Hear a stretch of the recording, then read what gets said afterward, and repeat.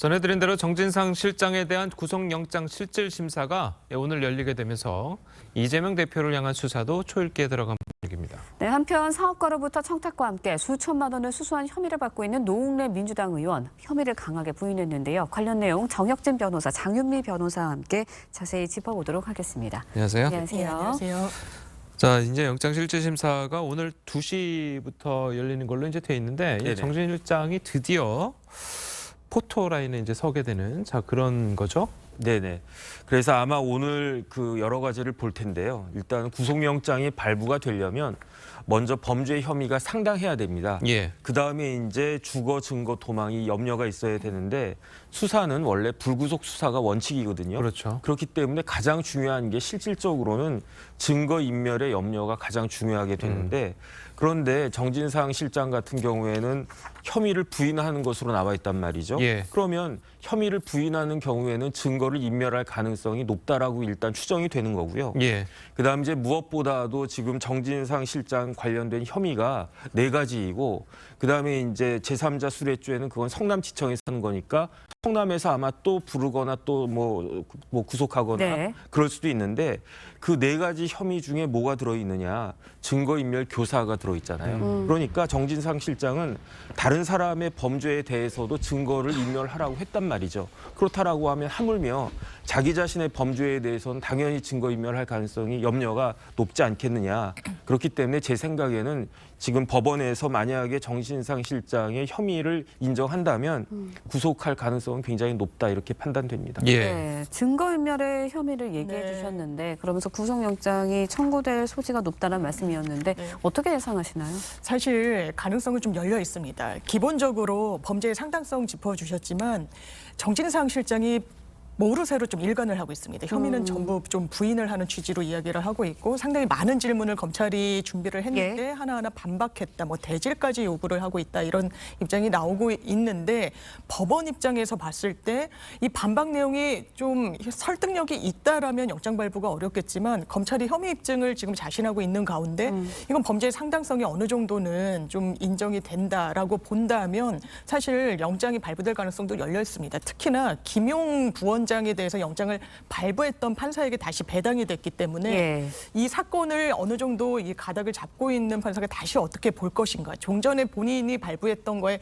연장선상으로 본다면 또 발부 가능성이 열려 있고요. 다만 이게 700억 원을 수수했다는 게 혐의 중에 하나고 상당히 중요한 내용입니다.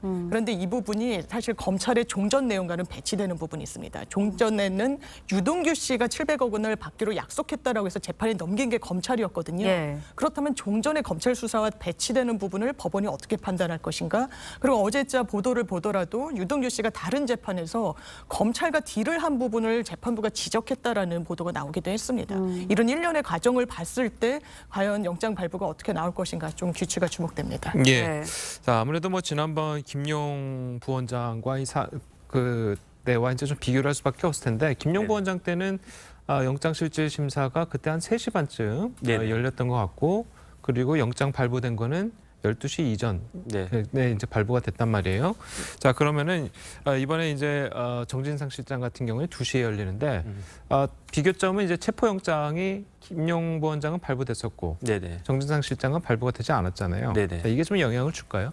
별로 큰 영향은 없을 거고요. 그 체포영장 같은 경우는 그 조사에 응할 여부가 중요한 것이었는데 이제 정진상 실장이 그 조사에 뭐 성실히 응하겠다라고 했고 또 실제로 또 조사에 응하기도 하지 않았습니까? 그렇기 때문에 그것이 중요한 건 아닌 것 같고 그 범죄 혐의가 얼마나 인정이 되느냐. 그다음에 무엇보다도 제가 봤을 때는 영장이 발부되든 발부되지 않든 검찰에서는 정진상 실장을 기소할 겁니다. 그래서 만약에 오늘이나 내일 새벽에 영장이 기각된다라고 하면 이제 기소하는데 보강 수사가 필요할 테니까 시간이 좀 걸릴 거고 영장이 인용된다라고 하면 곧바로 20일 이내에 제가 봤을 때 기소할 것 같은데 중요한 거는 지금 정진상 실장이 중요한 게 아니잖아요. 정진상 실장은 종착역이 아니에요.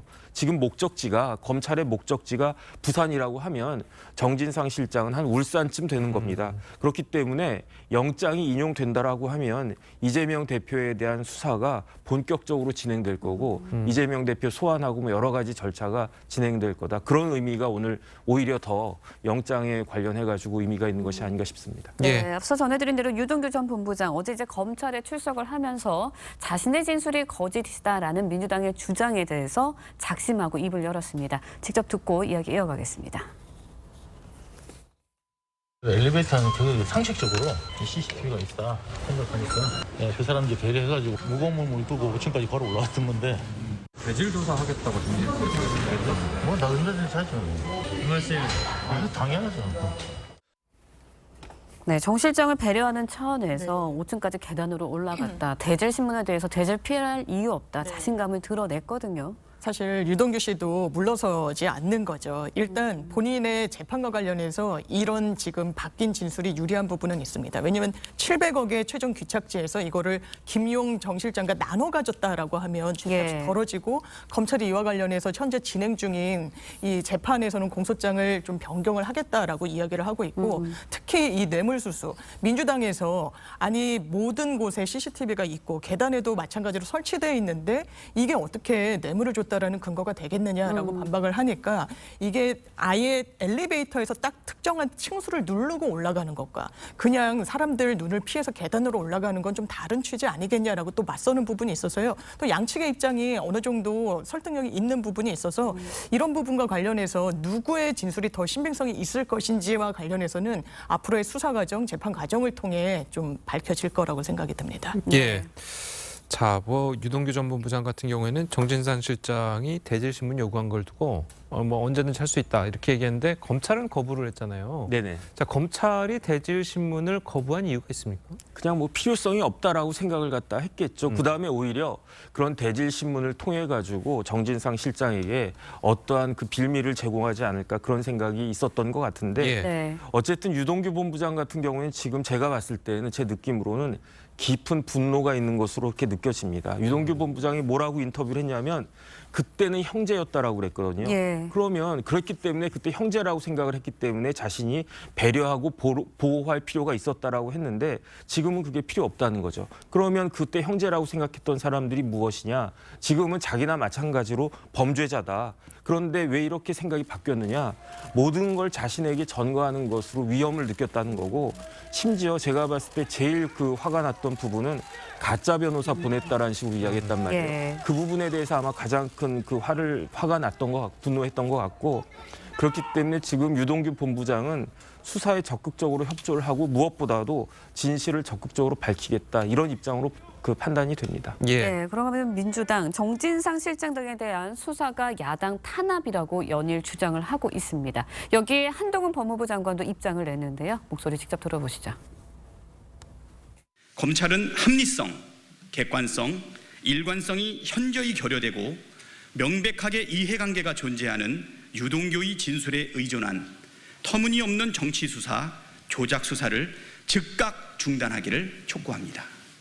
아시다시피 그 사건은 성남시라는 지방자치단체에서 과거에 있었던 지역 토착 비리에 대한 수사입니다. 성남시에서 있었던 지역 토착 비리로 수사받던 사람들이 나중에 우연히 민주당의 간부들이 됐다고 해서 그것이 민주당에 대한 수사는 아니지 않습니까? 네, 한동훈 장관, 대장동 수사는 토착 비리 수사일 뿐이다. 이걸 왜 두고 민주당을 네. 겨냥한 수사라고 하냐 이렇게 이야기를 했어요. 그러니까 민주당을 겨냥한 수사가 아니라는 취지죠. 원래 성남에 토착 비리를 저지른 사람들이 우연히 민주당 인사가 됐다라고 해서 이게 민주당을 겨냥한 수사라고 할 수 있겠느냐라는 게 답변의 요지인데 그렇다면 한동훈 장관 이원석 검찰총장 임명되기 이전에 인사 어떻게 했습니까? 이른바 윤석열 사단으로 다 많은 요직에 발탁을 했습니다. 그 사람들, 그 사단이 지금 이 수사하고 있습니다. 예. 그렇다면 지금 김건희 여사에 대해서 원래 키를 잡고 하던 수사, 이 검사들도 지금 민주당 인사들 수사하는 데 투입되고 있습니다. 이게 어떻게 공정한 수사라고 정치적인 맥락을 걷어내고 이 상황이 설명될 수 있겠습니까? 예, 그렇게 생각합니다. 예, 어떻게 보셨습니까? 일단은 대장동이 민주화 투쟁은 아니잖아요. 김용, 유동규 그리고 이재명 대표가 어떤 정치적인 이념을 공유한 사이가 아니고 그냥 분당에서 리모델링 사업하다가 그러다가 만난 사이였단 말이죠. 예. 그다음에 이 대장동을 문제 삼은 게 뭐 여당이나 예. 국민의힘이나 거기가 아니고 민주당 내부에서 처음에 문제가 됐던 거고요. 그 당시 민주당은 야당도 아니었고 여당이었고 여당 중에서도 거대 여당이었고 그다음에 그 당시 대통령 지지율도 상당히 높았단 말이죠. 이런 문제를 정치 문제로 치환할 문제가 아니고요. 혐의가 만약에 없다라고 생각하면 잘 소명하면 되는 거고 만약에 범죄를 저질렀으면 거기에 상응하는 처벌을 받으면 되는 겁니다. 예, 알겠습니다. 자, 오늘 두 분 변호사님 말씀은 여기까지 듣겠습니다. 잘 들었습니다. 고맙습니다.